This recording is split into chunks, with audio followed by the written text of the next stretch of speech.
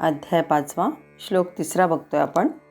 ज्ञेयस्य नित्यसन्न्यासी यो न द्वेष्टि न कांक्षति निर्द्वंद्वो हि महाबाहो सुखम बंधात प्रमुच्यते. संधी कुठे नाही आहे, फक्त खालच्या ओळीमध्ये शेवटचा शब्द बंधात अधिक प्रमुच्यते. हे महाबाहो अर्जुनाला संबोधन आहे. यह म्हणजे जो पुरुष न द्वेष्टी म्हणजे द्वेष करीत नाही कोणाचाही, न कांक्षती कशाचीही आकांक्षा करीत नाही, सह नित्य संन्यासी तो कर्मयोगी सदा संन्यासीच. ज्ञेयः म्हणजे समजण्यास योग्य आहे त्यालाच नित्य संन्यासी समजावे. ही आलाय म्हणजे कारण निर्द्वंद्वः बंधात सुखम प्रमुच्यते. जे रागद्वेष इत्यादी द्वंद्वांनी रहित असलेल्या पुरुष सुखाने संसार बंधनातून मुक्त होतो. ज्ञेयस म्हणजे ज्ञेयचा अर्थ आहे समजण्याला योग्य. जसं आपण पेय जल म्हणतो पिण्यायोग्य, तसं ज्ञेय म्हणजे समजण्यास योग्य असा याचा अर्थ आहे. विद्यार्थीचं कर्मणी रूप आहे. अर्थ आपण जरी बाकीचं बघत नाही तरी प्रत्येक छोट्या छोट्या शब्दांचा अर्थ थोडासा लक्षात ठेवला की पुढे जेव्हा जेव्हा येतात तेव्हा त्याचा उपयोग आपल्याला होतो.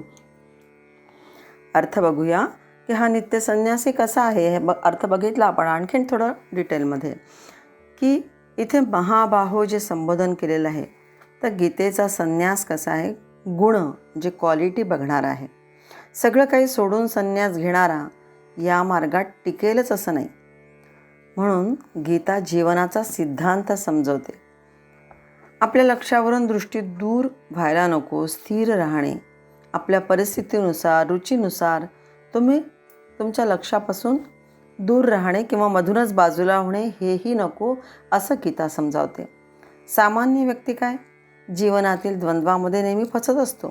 सुख दुःख लाभ हानी आपण प्रत्येक वेळेस बघतो की द्वंद्व म्हणजे काय तर स्तुती निंदा, सुख दुःख लाभ हानी जय पराजय यामध्ये आपण फसतो. एखाद्या लोलकाप्रमाणे पेंडुलमप्रमाणे आपली स्थिती असतेच. आणि या श्लोकात म्हणून 3 गोष्टी महत्त्वाच्या सांगितलेल्या आहेत. एक म्हणजे हा कसा असतो नित्य संन्यासी असतो. शिवाय न द्वेष्टी म्हणजे कोणाचाही द्वेष करत नाही, न कांक्षती म्हणजे कशाची आकांक्षा नाही, आणि निर्द्वंद्वः म्हणजे रागद्वेषादी द्वंद्वांनी रहित असा असतो. नित्य संन्यासी याला नेहमी तो पार करतो या 3 गोष्टींना. वेगवेगळी परिस्थिती जीवनात येते, नित्य संन्यासीच्याही जीवनात येते. कोणी निंदा, कोणी स्तुती करतात, कोणी निंदा करतात, पण हे द्वंद्व त्याला डिस्टर्ब करत नाही.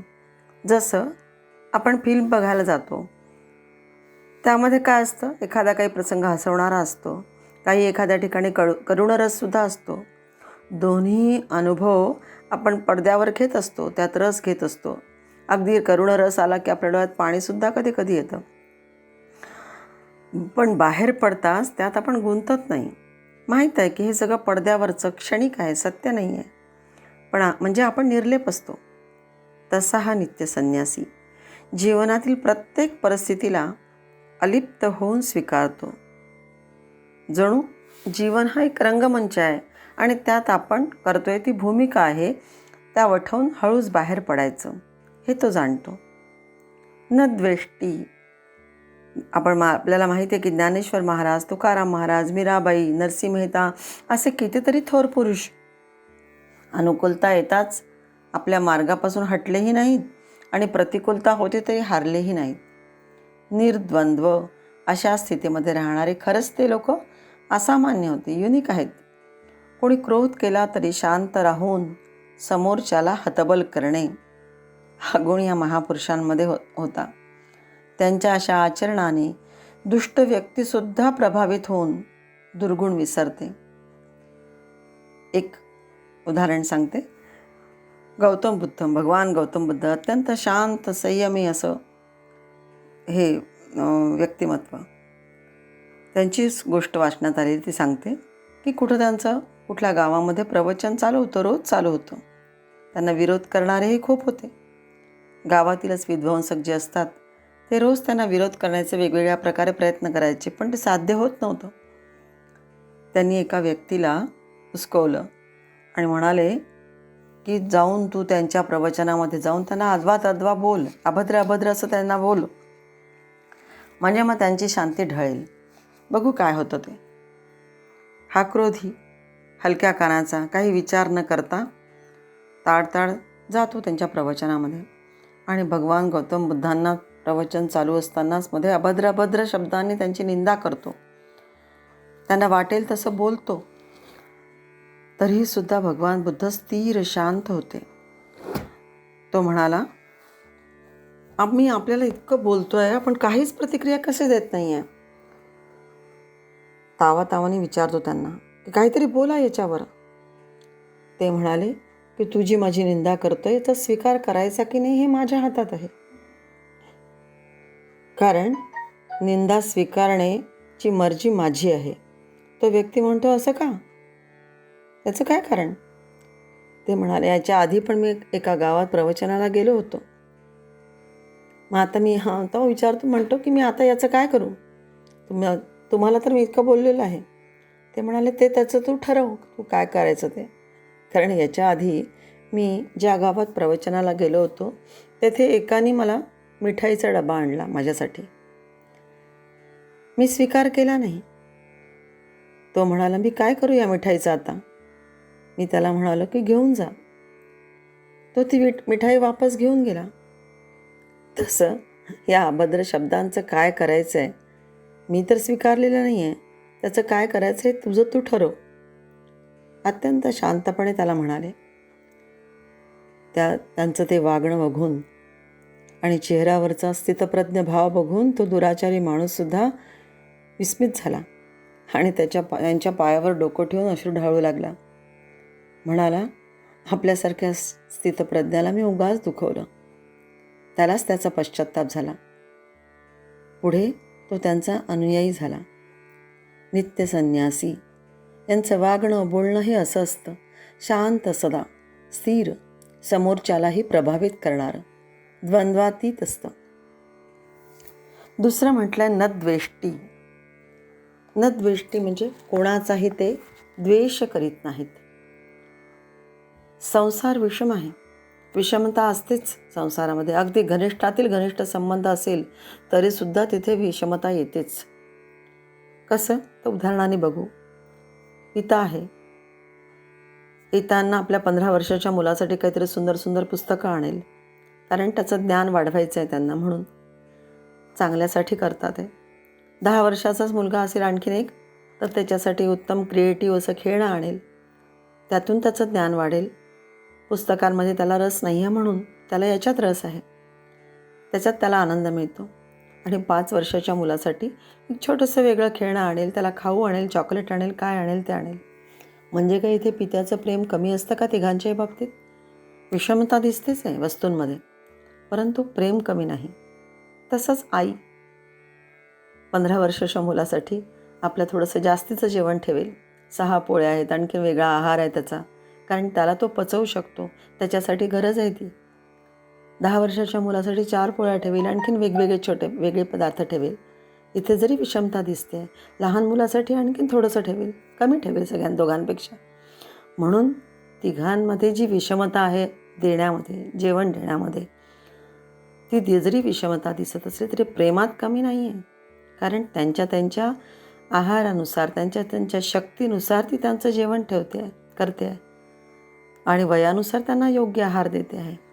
तसंच या संसारामध्ये जी विषमता आहे ती सगळीकडे थोड्याफार फरकाने दिसते, परंतु हा नित्य संन्यासी कुठेही ही विषमता वेगळ्या भावनेने दाखवत नाही. त्यांच्याप्रमाणे त्यांच्यावर प्रेम करतो.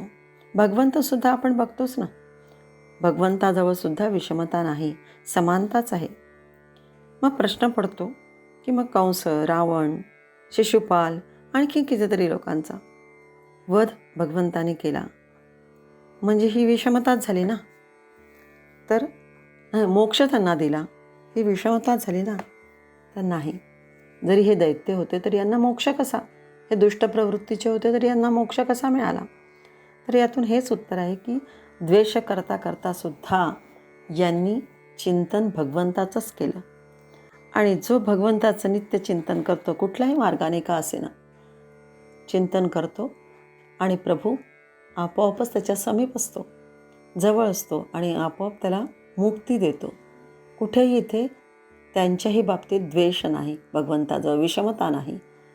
भगवान सगळ्यांवर सारखं प्रेम करतो, समान वागणूक देतो. तसा हा नित्य संन्यासी असतो. याचं चित्त कधीही विचलित होत नाही कुठल्याही कारणाने. कोणीही निंदा, कोणीही वंदा. तुकाराम महाराज म्हणतात ना, आमचा स्वहिताचा धंदा. समाज जागृती असो, परोपकारासाठी आम्ही सदैव सज्ज असतो. सतत सत्कर्मामध्ये जो नित्य संन्यासी असतो तो कधीही कोणाचा द्वेष करत नाही, राग करत नाही, मत्सर करत नाही. त्या पलीकडे तो गेलेला असतो आणि न कांक्षती, कसल्याही प्रकारची आकांक्षा त्याला नसते. निर्द्वंद्व आपण बघितलं की कुठल्याही द्वंद्वांमध्ये तो शत्रुत्व, मित्रत्व, कुठल्याही याच्यात तो जीवनामध्ये सहज सगळ्याला पार करतो.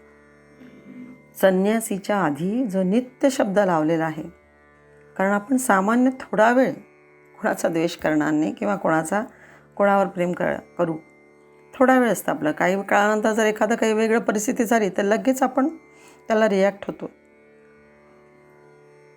कारण आपण विचलित होतो सामान्य. परंतु हा नित्य संन्यासी, नित्य शब्द यासाठी आहे की तो कधीही विचलित होत नाही.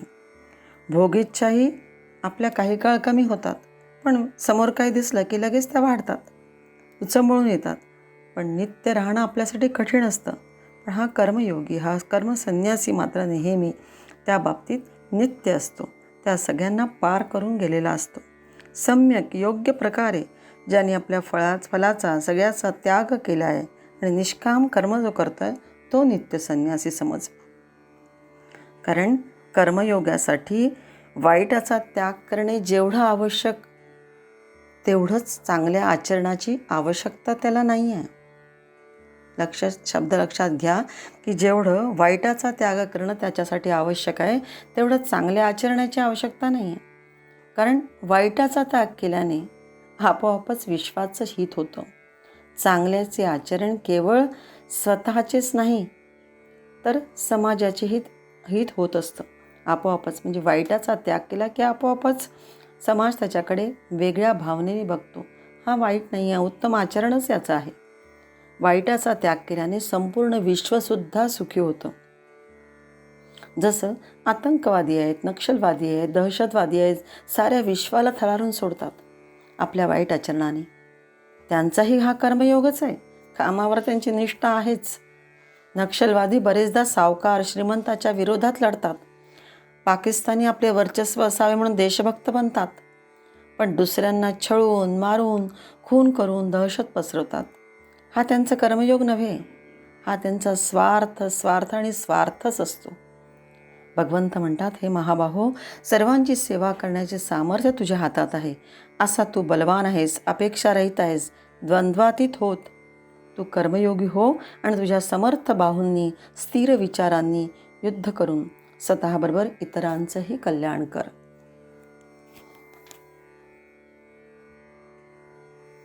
अध्याय 5 श्लोक 4 बघतोय आपण. सांख्ययोगौ पृथक् बालाः प्रवदन्ति न पंडिताः एकमप्यास्थितः सम्यक् उभयोर्विन्दते फलम्.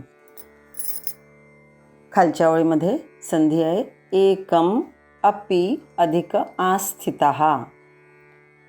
बाकी सम्यक् अधिक उभयोः अधिक विन्दते. सम्यक उभयोर विन्दते आहे तिथला संधी. सम्यक म्हणजे चांगल्या प्रकारे, उभयोः रफार निघून जातो, विसर्ग येतो, आणि विन्दते अशा अर्थाने. अर्थ बघू की हे अर्जुनाला संबोधून सगळं सांगणं चालू आहे. बालाहा म्हणजे मूर्ख लोक, अज्ञानी लोक. बालक असा अर्थ इथे नाही आहे. सांख्ययोग म्हणजे संन्यास आणि कर्मयोग या बाबतीत पृथक म्हणजे वेगवेगळी फलं देणारी आहेत असे समजतात. जरी शब्द आला नाही तरी तोच आहे. आणि पुढच्या शब्दाशी ते पुढे जोडलेलं आहे की पंडिताः न प्रवदन्ति. पंडित मात्र असं समजत नाहीत, असं म्हणत नाहीत. प्रवदन्ति याचा अर्थ म्हणत नाहीत. वदन्ति म्हणजे बोलतात, प्रवदन्ति म्हणजे चांगल्या प्रकारे योग्य प्रकारे ते जाणतात आणि असं म्हणत नाहीत. एकम अपि आस्थितः, एकामध्येही कुठल्याही एका योगामध्ये सम्यक म्हणजे योग्य प्रकारे आस्थितः म्हणजे स्थित असणारा पुरुष उभयोः म्हणजे दोन्हीचे फलम विंदते फल स्वरूप प्राप्त करतो. म्हणजे परमात्मा प्राप्ती किंवा परमात्म्याला प्राप्त करणे हे त्याचं फळ जणू काही विंदते म्हणजे प्राप्त करून घेतो. अशा अर्थाने वरील श्लोकामध्ये बालाः आणि पंडिताः असे दोघं वेगवेगळे विचार कसा करतात हा विषय मांडलेला आहे. बालाः म्हणजे वयाने बालक असा अर्थ नाही, हे मग बघितलं आपण. तर बुद्धीने अल्पमती असणारा अज्ञानी, हे नीटसं जाणत नाही असा त्याचा अर्थ आहे.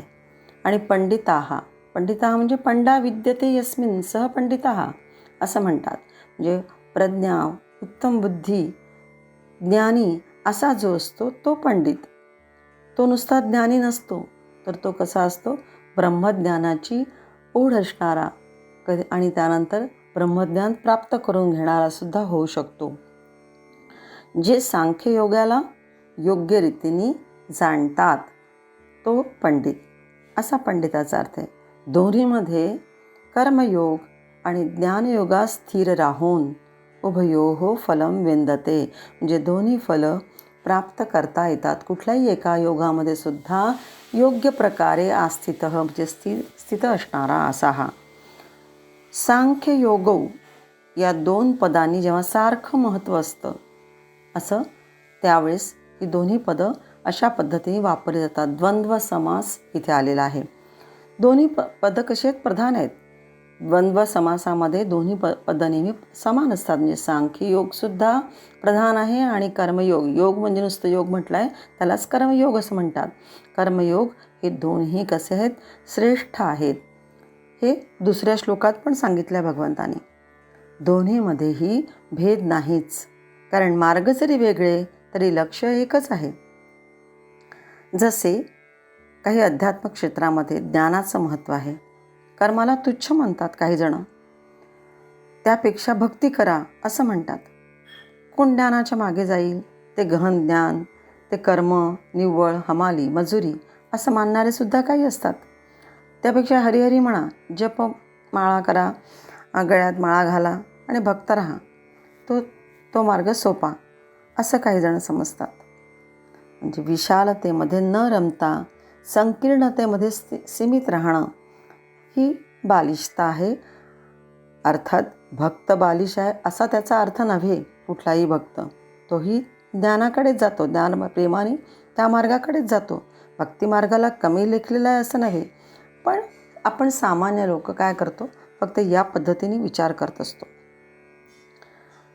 आपापले मार्ग प्रत्येकाचे खरं वेगवेगळे असतात, पण दुसऱ्या संप्रदायाला तुच्छ लेखणं, द्वेष करणं आणि साधनभेद करणं हे सगळं कोण करतं, तर बालाः म्हणजे अज्ञानी करतात. अज्ञानी संन्यासी या सगळ्यामध्ये कसं बघतो, एकता बघतो. सुखपूर्वक हळूच सगळ्या बंधनातून मुक्त होत जाणे हा कर्मसन्यास होय. जसं क्रिकेटच्या खेळामध्ये यशस्वी शिखरावर असतानाच खेळाडूंनी निवृत्त होणं हे श्रेयस्कर असतं. अन्यथा खेळ जर बिघडत असेल तर मग काढून टाकण्याला काही अर्थ नाहीच तो. अर्जुना, खरा कर्मयोगी, इथे भगवंताने हे क्रिकेटचं उदाहरण दिलेलं नाही आहे, पण भगवंत सांगतात आहे की खरा कर्मयोगी कसा असतो, की प्रत्येक कर्म हे उत्तम रीतीने करीत त्यातून मग सगळ्यातून अलिप्त होत जातो. हे खरं. सुख, आनंद, मुक्ती, प्रसन्नता या सगळ्या गोष्टी आपल्या आतच असतात. अर्जुना, ज्ञानयोग आणि कर्मयोग दोन्हीही कल्याणकारक आहेत. कोणत्याही मार्गामध्ये स्थित राहून एकम अपि आस्थितः म्हटलं आहे.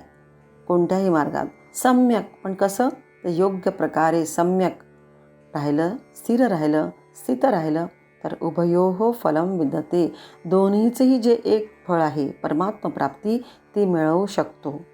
आसक्ती, कामना, इच्छा या तुम्हाला मूळ लक्ष्यापासून दूर घेऊन जात असल्याने त्यापासून मुक्त होण्यासाठी सतत ज्ञान असलं पाहिजे, ज्ञान दिलं जातं. अशा अर्थाने अर्जुन आपल्या मार्गापासून ढळू बघतो आहे. म्हणून परमेश्वर भगवंत श्रीकृष्ण त्याला अशा प्रकारचा उपदेश पुन्हा पुन्हा वेगवेगळ्या प्रकारे करतात आहे.